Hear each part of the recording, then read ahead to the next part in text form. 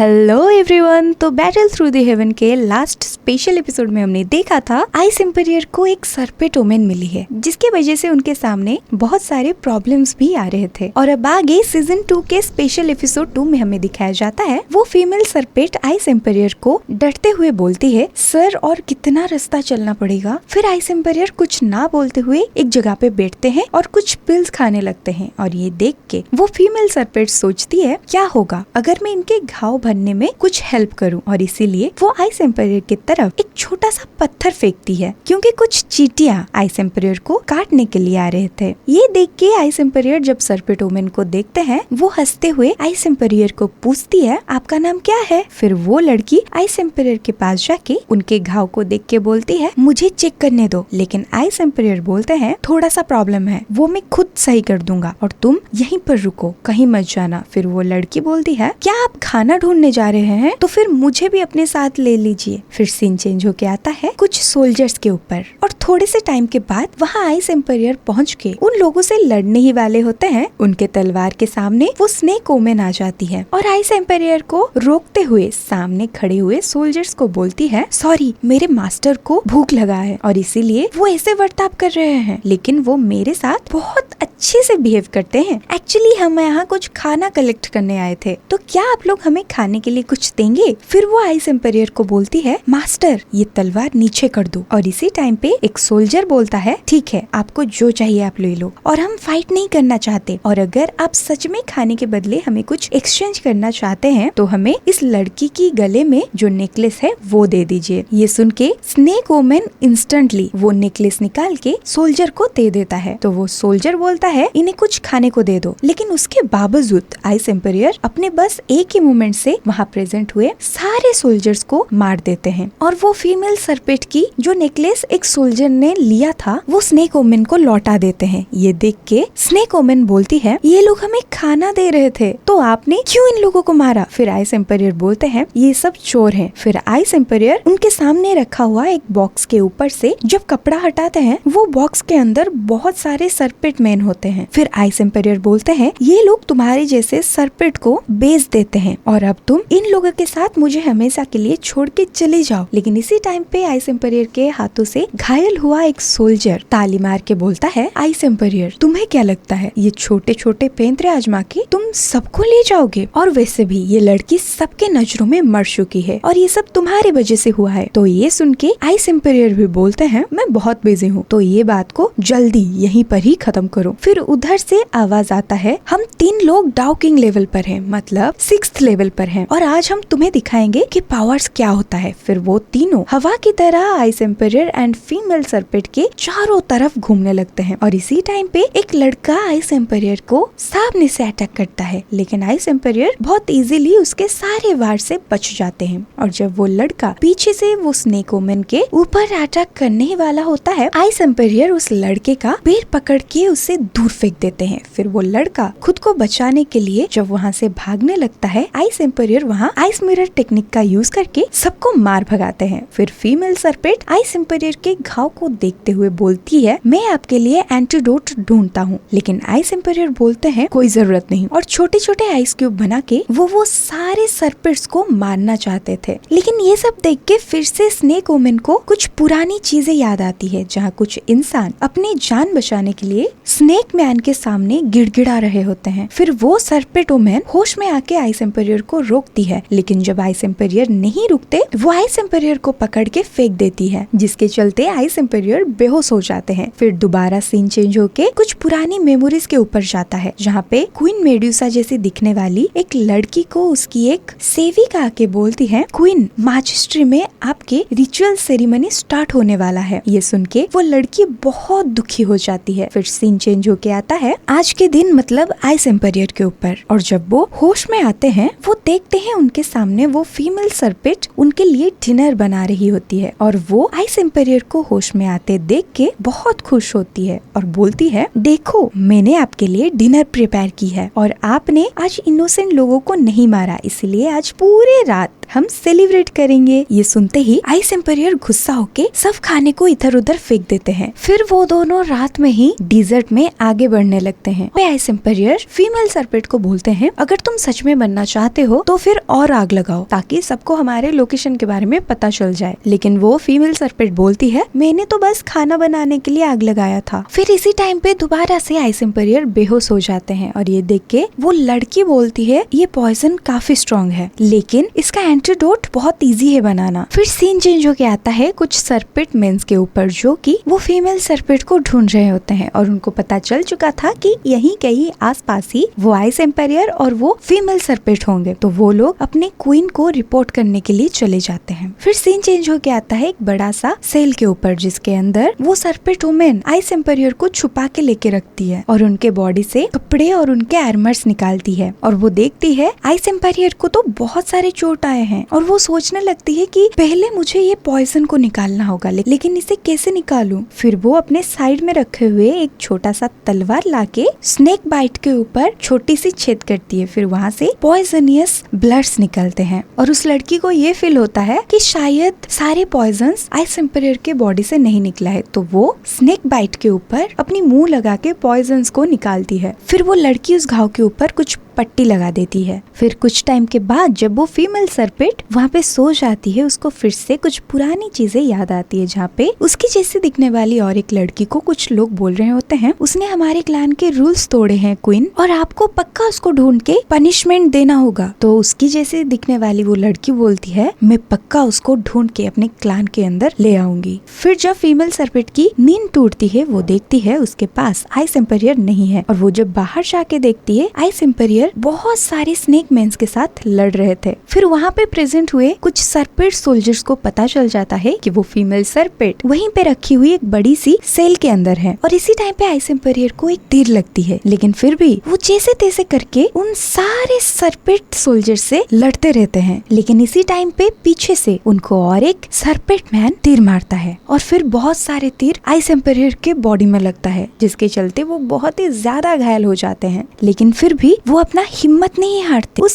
सरपेट women को देखते हैं उसके पास और एक फीमेल सरपेट पहुंच चुकी थी लेकिन वो चाहते हुए भी वो सरपेट ओमेन के पास नहीं जा पाते। फिर सीन चेंज होके आता है सरपेट ओमेन के ऊपर और वो अपने सामने खड़ी हुई वो मास्क वाली सरपेट ओमेन को पूछती है, मैंने आपके साथ क्या किया है, आप मुझे क्यों मारना चाहते हो। और इसी टाइम पे वहाँ पे एक एक्सप्लोड होता है जिसके चलते वो स्नेक ओमेन जिस शेल में थे वो शेल नीचे गिर जाता है और उसके अंदर उसको बचाने के लिए आइस एम्पायर प्रेजेंट हो जाते हैं। और यहाँ पे एंड होता है सीजन 2 के स्पेशल एपिसोड 2।